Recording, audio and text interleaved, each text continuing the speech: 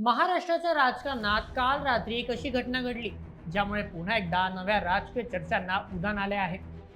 मुख्यमंत्री देवेंद्र फडणवीस यांच्या वर्षा या शासकीय निवासस्थानी रात्री उशिरा राष्ट्रवादी काँग्रेसचे 3 महत्त्वाचे नेते एकाच वेळी पोहोचले।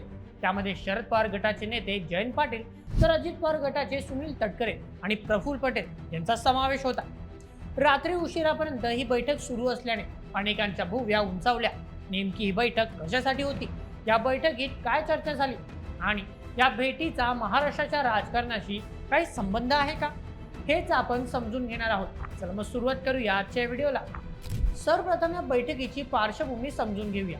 2023 मध्ये राष्ट्रवादी काँग्रेसमध्ये फूट पडल्यानंतर शरद पवार आणि अजित पवार असे 2 गट तयार झाले। त्यानंतर दोन्ही गट स्वतंत्रपणे राजकारण करत आहेत। अशा परिस्थितीत दोन्ही गटातील प्रमुख नेते मुख्यमंत्री देवेंद्र फडणवीस यांच्या निवासस्थानी एकाच वेळी दिसल्यामुळे या भेटीची चर्चा होणं स्वाभाविक होतं।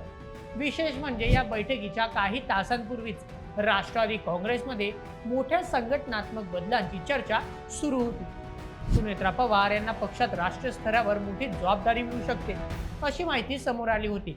त्यावर प्रतिक्रिया देताना सुनील तटकरे यांनी कोणताही अंतिम निर्णय झालेला नसल्याचं सांगितलं आणि योग्य वेळी पक्ष अधिकृत घोषणा करेल असं स्पष्ट केलं। त्यामुळे आधीच राजकीय वातावरण तापलेलं असताना रात्री झालेल्या या बैठकीने चर्चांना आणखीन वेग दिला। यानंतर जयंत पाटील वर्षावर पोहोचले। काही वेळाने सुनील तटकरे आणि प्रफुल्ल पटेल ही बैठकीत सहभागी झाले। तिन्ही नेते आणि मुख्यमंत्री देवेंद्र फडणवीस यांच्यात बराच वेळ चर्चा झाली। बैठक संपल्यानंतर माध्यमांनी या भेटीबाबत प्रश्न विचारले। त्यावर जयंत पाटील यांनी स्पष्ट सांगितलं की ही राजकीय बैठक नव्हती। आपल्या मतदारसंघातील काही विकास कामे, प्रलंबित प्रश्न आणि काही प्रशासकीय विषयांबाबत चर्चा करण्यासाठी आपण मुख्यमंत्र्यांची भेट घेतली होती। याचवेळी सुनील तटकरे आणि प्रफुल्ल पटेल ही तिथे होते। त्यामुळे सर्वांनी एकत्र चर्चा झाली, मात्र कोणताही राजकीय विषयावर चर्चा झालेली नाही असं त्यांनी स्पष्ट केलं।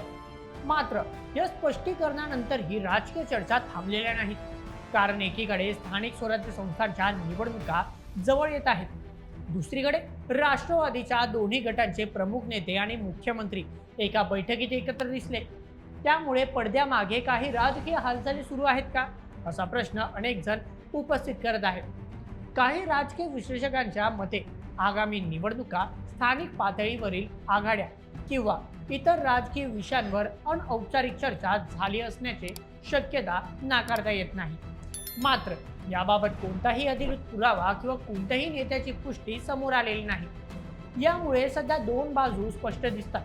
पहिली बाजू म्हणजे जयंत पाटील यांचं अधिकृत स्पष्टीकरण, ज्यामध्ये त्यांनी ही बैठक केवळ विकास कामांसाठी असल्याचं सांगितलं आहे। तर दुसरी बाजू म्हणजे बैठकीची वेळ, उपस्थित नेते आणि सध्याची राजकीय परिस्थिती यामुळे सुरू झालेल्या चर्चा।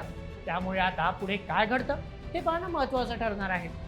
जर ही बैठक केवळ विकास कामांसाठी असेल तर हा विषय इथेच थांबेल, परंतु पुढील काही दिवसात याच नेत्यांच्या आणखी बैठका झाल्या किंवा काही नवीन राजकीय घोषणा झाल्या तर या बैठकीकडे वेगळ्या नजरेने पाहिलं जाईल। त्यामुळे येणाऱ्या काही दिवसातील घडामोडींवर सर्वांचं लक्ष असणार आहे।